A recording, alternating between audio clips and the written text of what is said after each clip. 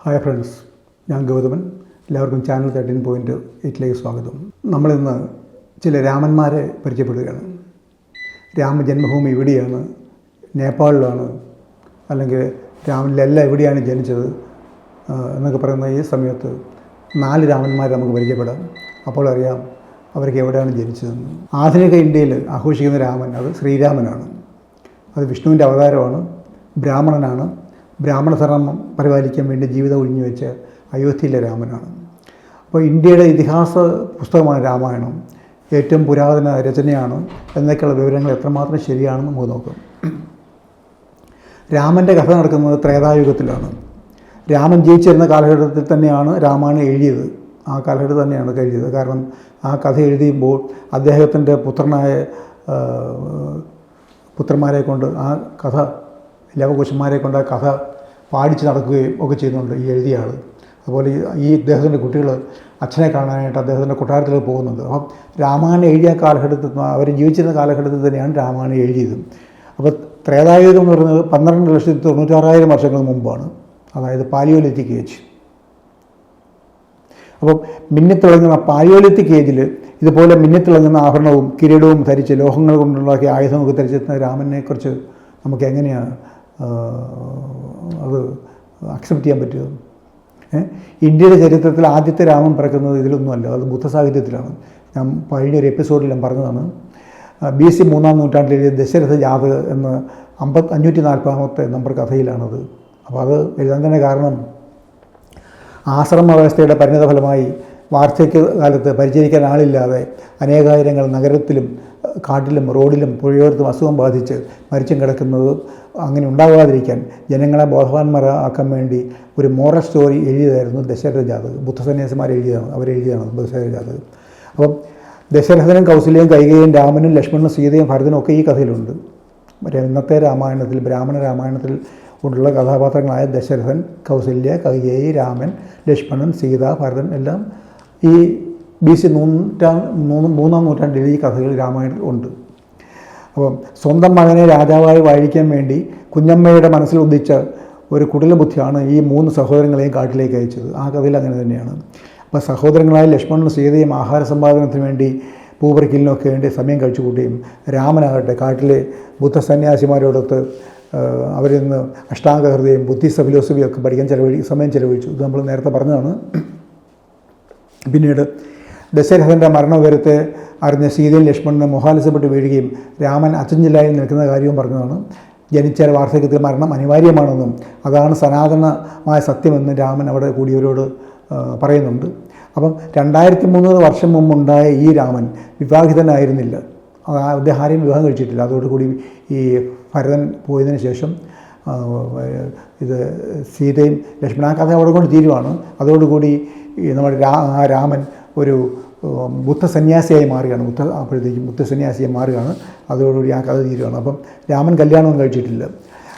ഒരു ബുദ്ധസന്യാസിയായി തീർന്നതോടുകൂടി ആ കഥ തീരുകയാണ് ആദ്യത്തെ ഈ രാമകഥയിൽ. രണ്ടാമത്തെ രാമനെ പിന്നെ നമ്മൾ കാണുന്നത് ക്ഷത്രിയ രാമനായിരുന്നു. അതായത് BC 220-ൽ ക്ഷത്രിയരുടെ ഭാരതം എന്നൊരു രാഷ്ട്രം കെട്ടിപ്പടുത്തപ്പോഴത്തേക്കും അദ്ദേഹത്തിൻ്റെ അവരുടെ ഭാരതത്തിൻ്റെ കുലദൈവമായിട്ട് ശിവനെ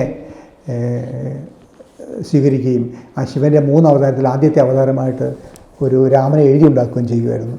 അപ്പം അവർ ബ്രാഹ്മണരായിട്ട് അടിച്ചു പിരിഞ്ഞിട്ട് BC 220-ൽ ഉണ്ടാക്കിയ ഭാരതം മറ്റൊരു രാഷ്ട്രമുണ്ടാക്കിയപ്പോൾ അതിൻ്റെ കുലദൈവമായ ഈ ശിവൻ്റെ ഒരു അവതാരമാണ് ഇതിനകത്ത് വരുന്ന രാമൻ. അവതാര പുരുഷനായിട്ടാണ് വരുന്നത്. അപ്പോൾ ആ വിശ്വാമിത്രൻ്റെ ആ രാമൻ അത് മര്യാദാ പുരുഷോത്തമ രാമനാണ്. യഥാർത്ഥത്തിൽ ആ രാമനാണ് മര്യാദാ പുരുഷോത്തമ രാമനാണ്. അപ്പോൾ അന്ന് വിശ്വാമിത്രനോട് ജനങ്ങൾ ചോദിച്ച ചില ചോദ്യങ്ങളുണ്ടായിരുന്നു. ആ ചോദ്യങ്ങൾ ഉയർത്തിക്കൊണ്ട് വന്നുകൊണ്ട് ആണ് ഈ ക്ഷത്രിയരാമനെ അന്ന് എഴുതി അവതരിപ്പിക്കാൻ തന്നെ കാരണം. അവർക്കുള്ള മറുപടിയായിട്ടാണ് അങ്ങനെ ആ രാമായണം, ക്ഷത്രിയ രാമായണത്തിനകത്ത് ഈ രാമനെ അവതരിപ്പിക്കാൻ തന്നെ കാരണം. അപ്പോൾ അവരുടെ ചോദ്യം ഇതായിരുന്നു: വിവാഹിതനായ ഒരാൾക്ക് ഒരേ സമയം എങ്ങനെയാണ് നല്ല ഭർത്താവും നല്ല മകനും നല്ല രാജാവും നല്ല സഹോദരനും നല്ല ആത്മീയ നേതാവുമാകാൻ കഴിയുക എന്നതിൻ്റെ ഉത്തരമായിട്ടായിരുന്നു അന്ന് ഈ വിശ്വാമിത്രൻ ഭാരതത്തിലെ രാമൻ ഉണ്ടാക്കിയത്. അപ്പോൾ അത് കൃഷിക്കാരുടെ രാമനായിരുന്നു. കൃഷിക്കാരുടെ രാമൻ എന്ന് പറഞ്ഞാൽ അന്ന് കൃഷി നശിപ്പിക്കാൻ പറഞ്ഞാൽ ധാരാളം രാക്ഷസന്മാരെ കൊന്നൊടുക്കുകയും അങ്ങനെ കൃഷിയെ സംരക്ഷിക്കുകയും ചെയ്യുന്ന രാമനായിരുന്നത്. അപ്പോൾ എല്ലാവരെയും പുരോഗതി ലക്ഷ്യമാക്കി പ്രവർത്തിക്കുന്ന ഉത്തമ പുരുഷ മാതൃകയായിരുന്ന രാമനായിരുന്നു ക്ഷത്രിയ രാമൻ. സരയൂ നദിയുടെ തീരത്ത് അയോധ്യയായിരുന്നു രാമൻ്റെ നഗരം. രണ്ടും സാങ്കല്പികമായിരുന്നു. അന്ന് ഈ വിശ്വാമിത്രനാണ് ആദ്യമായിട്ട് അയോധ്യ രാമൻ, അല്ലെങ്കിൽ രാമൻ്റെ സ്ഥലം അയോധ്യയാണെന്നും അതുപോലെ സരയൂ നദിയുടെ തീരത്താണ് അയോധ്യ എന്നും അദ്ദേഹത്തിൻ്റെ രാമായണത്തിൽ അദ്ദേഹം എഴുതി വെച്ചത്. അപ്പം എന്നാൽ ഈ അയോധ്യ അന്നില്ലായിരുന്നു. അതുപോലെ തന്നെ സരയൂ നദിയും അന്നില്ലായിരുന്നു. അപ്പോൾ ക്ഷത്രിയ ഭാരതത്തിലെ ഈ കഥ വായിച്ച് ഇൻസ്പിറേഷൻ കൊണ്ടാണ് ഈ പുഷ്യമിത്ര ശുങ്കൻ സാക്കേത് എന്ന് പറഞ്ഞ സ്ഥലം, സാക്കേത് എന്ന് പറഞ്ഞൊരു ബുദ്ധനഗരിയായിരുന്നു, വലിയ ബുദ്ധനഗരിയായിരുന്നു. ആ ബുദ്ധനഗരിയെ അയോധ്യയായിട്ടും അതിൻ്റെ അടുത്തൂടെ ഒഴുകുന്ന ഗാഗ്ര നദിയെ സരയൂ ആയിട്ടും പേര് മാറ്റിയത്.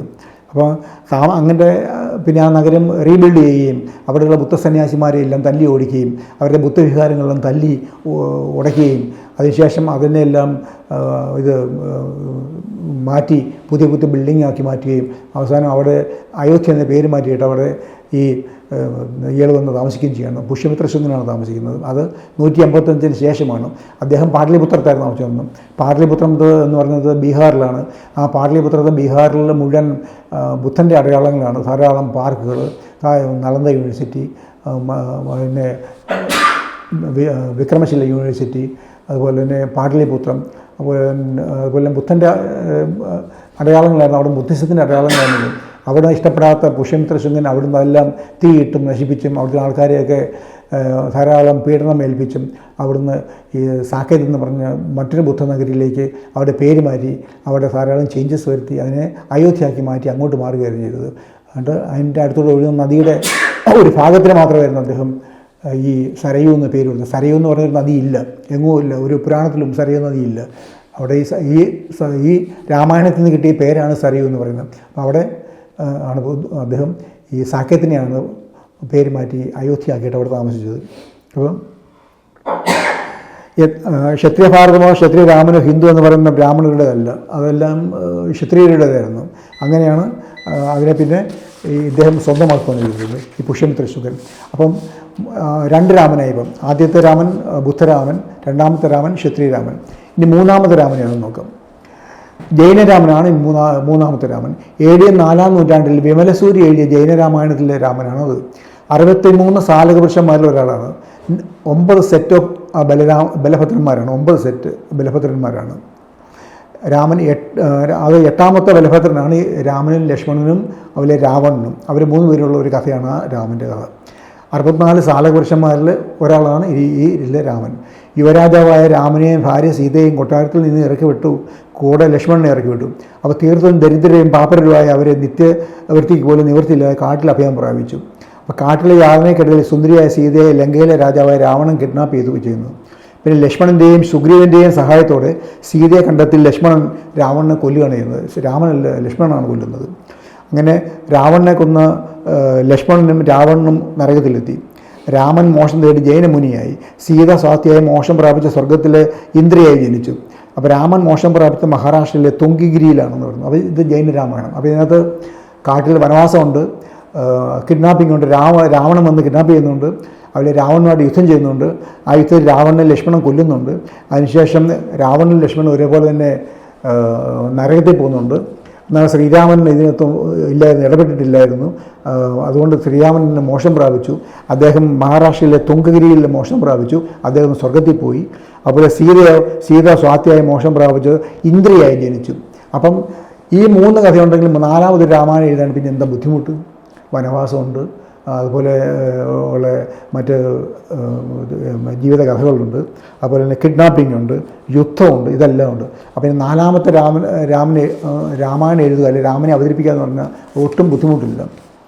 അപ്പം 4ാമത്തെ രാമായണം എന്ന് പറഞ്ഞത് അത് AD 16-ാം നൂറ്റാണ്ടിൽ 1580 ഈ അക്ബറുടെ കാലത്താണ് അത് എഴുതിയത്. അതിനും 1500-1200 വർഷം മുമ്പ് തന്നെ രാമായണത്തിനല്ലാതെ ഹിന്ദുക്കളുടെ അല്ലാത്ത രാമനും സീതയും രാവണനും ഒക്കെ ഇവിടെ പാടിപ്പതിഞ്ഞ സ്ഥലമാണ് ഈ ഇന്ത്യൻ ഉപഭൂഖണ്ഡം. ഈ കഥാപാത്രങ്ങളെയും സംഭവങ്ങളെയും ഒക്കെ വെച്ച് 4ാമതായി മറ്റൊരു രാമായണം 16-ാം നൂറ്റാണ്ടിൽ എഴുതുക എന്ന് പറഞ്ഞാൽ അത്ര ബുദ്ധിമുട്ടുള്ള കാര്യമൊന്നുമല്ല, വളരെ എളുപ്പമുള്ള കാര്യമാണ്. അപ്പം രാമായണം എന്ന് പറഞ്ഞ കൃതി മൗലിക കൃതിയാണോ അല്ലെങ്കിൽ ഇതിഹാസമാണോ എന്നൊക്കെ ചോദ്യം വരും. ആണോ? തുളസീദാസ് ദുബെ എന്ന പണ്ഡിതനും അദ്ദേഹത്തിൻ്റെ അനേകം സഹായികളും കൂടി ചേർന്നിരുന്ന് കൂടി ആലോചിച്ചാണ് 1550 രാമായണം എഴുതിയത്.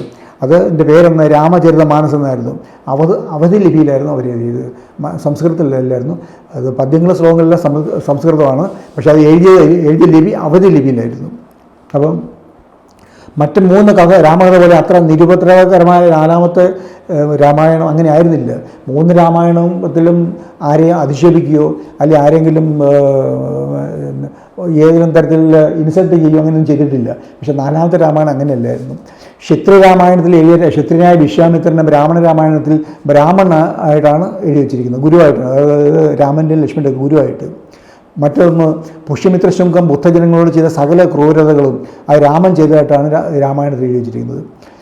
സീനിയർ ബുദ്ധഭിക്ഷുക്കളായ താരക, ശുപാർണിക അവരെയൊക്കെ ആയിരക്കണക്കിന് അനുയായികളെയും മൂക്കും മുടിയൊക്കെ വെട്ടിക്കൊന്നതും അവരെയൊക്കെ അസുര സ്ത്രീകളായതുകൊണ്ട് ധർമ്മം കാക്കാൻ രാമനും ലക്ഷ്മണനും കൊല ചെയ്തതെന്നാണ് എഴുതിയത്. അതിൽ താരക എന്ന ഇത് മോങ്ക് അല്ലെങ്കിൽ ബുദ്ധഭിക്ഷുണിയുടെ പേര് താടകയെന്നും ശുപാർണികയുടെ പേര് ശൂർപ്പണ എന്നൊക്കെയാണ് രാമായണത്തിൽ എഴുതി വച്ചിരിക്കുന്നത്. അപ്പോൾ അവരൊക്കെ അസുര സ്ത്രീകളാണെന്നാണ് പറയുന്നത്. അതുപോലെ തന്നെ രാമൻ പറയുന്നുണ്ട്, I will get eternity after giving all my wealth to Brahmins.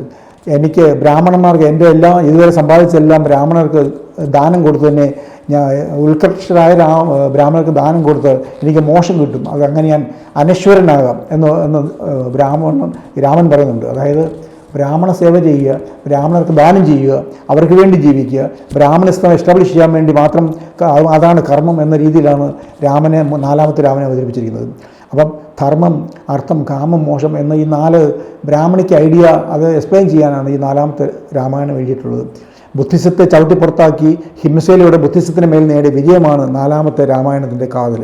അപ്പോൾ 4ാമത്തെ രാമായണത്തെ നമ്മൾ പറയാതെ ബുദ്ധിസത്തിൻ്റെ ചരമഗീതമായിരുന്നു. അപ്പോൾ ഇങ്ങനെ 4 രാമന്മാരുണ്ട്.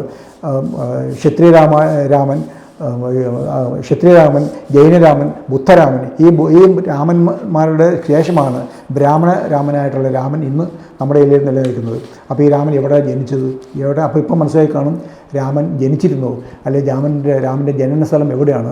അയോധ്യയിലാണോ, അല്ലെങ്കിൽ ബനാറസിലാണോ, അല്ലെങ്കിൽ ഇന്ത്യയിൽ എവിടെയെങ്കിലും ആണോ, അതോ പുസ്തകത്തിൻ്റെ താളുകളിലാണോ രാമൻ ജനിച്ചതെന്ന് ഇപ്പോൾ കേൾക്കുന്നത് നിങ്ങൾക്ക് മനസ്സിലാകും. ഇതാണ് രാമൻ്റെ യഥാർത്ഥ കഥ. ഇനി മറ്റൊരു വിഷയമായി പിന്നെ